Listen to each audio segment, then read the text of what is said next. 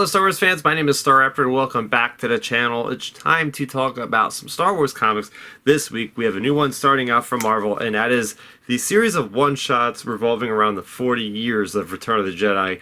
It's awesome. It's my favorite Star Wars movie, usually most of the time, so it's cool. We're getting a specific celebration from Marvel this time. This one, of course, is written by Mark Guggenheim with artwork by Alessandro Miracolo. And for Jabba's Palace, issue number 1, the one-shot here, we have a story revolving around that droid that was tortured in the depths of Jabba's palace, as we had R2, as we had C-3PO going to start employment with Jabba. They see this droid and are horrified, obviously, of what has happened. So we get the backstory of this droid. Its name is ADM, and this droid is very sentient and has this grand idea of it's very bored doing what Jabba's bidding was. It had a restraining bolt affixed to it, and it has to do Jabba's will, and it's his interpreter, but he's feeling like, okay, I need to get out of here, I need to do something. And one day there's this character named Sylvan Khan who is kind of paying homage to Jabba, giving him his things as all the other people do at Maz Espa, as we see in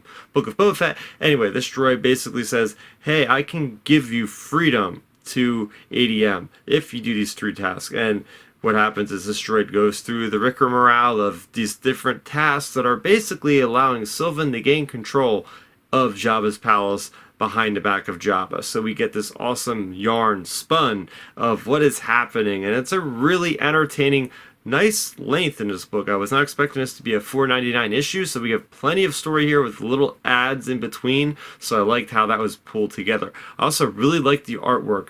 The coloring, everything was especially great because you could see those rays of sun coming through the windows of Jabba's palace, so that I really like that immersion. I also love the idea that we're able to flesh out the characters that we see in the background of Return of the Jedi. For instance, you got characters like Reese and just the Quarren there, who is an accountant.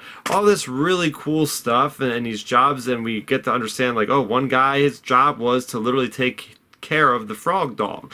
So there's just really nice little world building elements in this. We also find out that Jabba is apparently 600 years old, so if you're doing the math correctly, if I'm doing the math correctly, I think that brings him right to the beginning of the High Republic era. So that's very interesting. We've seen him in the High Republic Avengers at one point. But yeah, there's also another point here about Jabba owning something on Mandalore. I thought that was strange. They didn't really elaborate, but it's very interesting. But overall, this is a great story. It's similar to the other Jabba stories where Jabba, you know, people think they can take him out, but he's always got the upper hand. He always knows what's going on. His people are loyal to him. So very good story here. Going back in time, as I mentioned, the High Republic. We have 2 comics to talk about from Marvel as well with the High Republic. So we have the High Republic, issue number 7, Battle of the Force, or Battle for the Force, chapter 2, The Siege of Enlightenment. This, of course, is written by Cavan Scott with artwork by Andrea Briccardo and Markia Cresta. And what I like about this issue is it's an all-out battle. They're all the Jedi, including Vildar Mac and Maddie, and these other characters that we have, of course, like the little insect guy there that is in charge of the bar.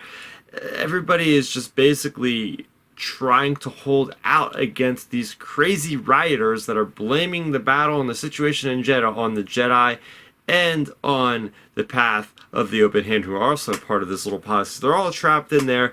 You have Vildar Mac trying to protect everybody, and then you have this Sorcerer of Tun get like thrown through the window, and then he's having to deal with the Sorcerer of Tun because he's having these, you know, flashbacks, this traumatic problem he had with Sorcerer of Tun that was an evil Darksider one, and it brings him back memories. In the meantime, we also have what is happening with Olivia, who is out there on the dunes of Jeddah by the last guardian statue of the Jedi that has just fallen. Apparently there's these masked marauders, these masked raiders, who I believe are brothers of the Ninth Door. We do not have that confirmed yet, but they are after the rod of the Daybreak or something like that, which is what the Path of the Open Hand wants. And we leave this issue with Olivia being pierced by her own lightsaber by one of these masked marauders, and that is one way to make a cliffhanger in this issue. But I really did like this issue. The suspense, the tension, everything about these people are hoarded into Kraydon, that's the insectoid character, Kraydon's little establishment, and they're trying their best, and you got that, you know, embellishment of Vildar Mac's character to really see him kind of take the center stage. But yeah, this was a great issue. I liked the intensity of this. And finally, getting into it, we have the final issue of the Blade miniseries, of course, written by Charles Soule with artwork by Jethro Morales. In this, we pick up where there's this big civil war happening, a siege of this city with this basically a tale of two cities or whatever. It's like you got the one daughter of the warring faction that is marrying the son of this assailed fortress, and we are going to see the fallout. So we have Barash, who is the brother, not in blood, but by sentiment, of none other than Porter Engle, who will be the Blade of Bardota. They are yin and yang. She is the person that is dealing with the Force as far as diplomacy and different things like that, and he is the one that is using his blade physically, and that's where we see him showcased in this issue. He is fighting off against General Weiss, and it's this established character that is a mercenary that has Mandalorian, or at least Beskar armor, has killed Jedi before, so we have Porter Engle going up against her, and she doesn't stand a chance. She sees that the cards are not going to be played in her favor, throws a grenade, leaves. Meanwhile, you also have the character of Porter Engle, who is just destroying as much heavy infantry or heavy tanks of the opposing mercenaries as they can. And then we have this move of betrayal when the mercenary General Weiss actually basically betrays her employer, who is the people attacking the fortress, killing the guy, and then basically setting up to just destroy this fortress. Meanwhile, you have the character that is the daughter admitting to what is her name, Barash, that, hey, you know what, this is what happened, and it's a very selfish thing. In that case, was cause enough for the character, this princess, to go out on the ramparts of this fortress and say the truth to all her own people, and said they've been murdered by these mercenaries. So they're able to turn on them, and that's where we have that conclude. But this was all set up from this kind of selfish relationship between the prince and the princess, for this kind of marriage, so they can go past his mother, who is queen, who would never allow her son to be queen, or at least, or son to be king, I'm sorry. So yeah, it's a very kind of, I feel like this could have had another issue. There was a little bit of a rushed kind of feel to the resolution of what is happening exactly between the queen and then the opposing side. There could have been a little bit more fleshed out there, but by the long and short of it, what happens at the end is Barash feels that she is guilty of all these deaths because she should have seen this sooner. She should have seen through the machinations of the prince and the princess to know that they were kind of up to this, and they couldn't have had all this extra bloodshed that was never supposed to happen in the first place. So she ends up going out on her own, leaving, not leaving the Jedi Order, but just going off on her own, and sort of like almost an exile, to just take what is known as the Barash Vow, where she's going to really dive into the Force and think through the Force and try to get away from being as selfish as she thought in that moment. And then we also have a new mission that is given to Porter Engle that is supposedly with his skills specifically to deal with Bardota. And then that is when we get the last page of this issue saying Porter Engle will return in the Broken Blade.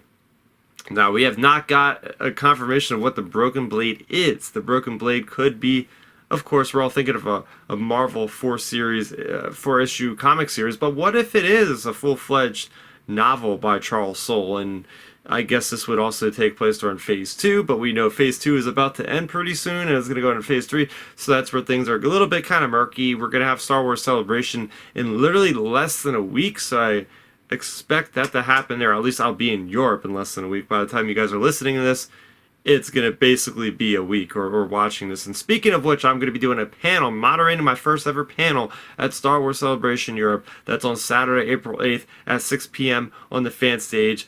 Bounty hunters, smugglers, and gangsters, the scum and villainy through the years. I'm going to have bounty hunters, comic book author, writer. We're going to have Ethan Sachs there, as well as the author of New York Times bestselling book, which is Star Wars Shadows of the Sith with Adam Christopher. We're also going to have Dominic Jones and Kieran Duggan from the Star Wars Underworld Podcast Network, as well as Matt from Fantha Tracks. So yeah, it's going to be a awesome panel. We're going to be talking about all of the Star Wars Underworld, everything in between, from the characters, the equipment, ships, everything in between. Having a good time. If you're at Star Wars Celebration, or if you know someone that's going there, hey, refer them to that April 8th at 6 p.m.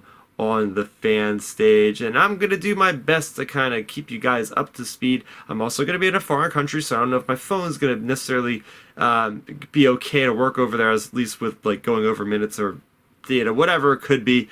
I'll try to be on Wi-Fi.